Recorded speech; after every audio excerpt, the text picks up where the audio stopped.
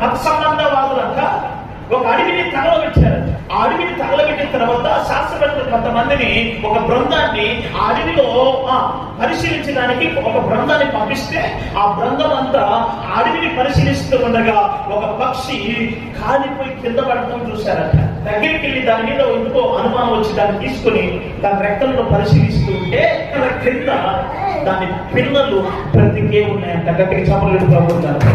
హల్లెలూయా.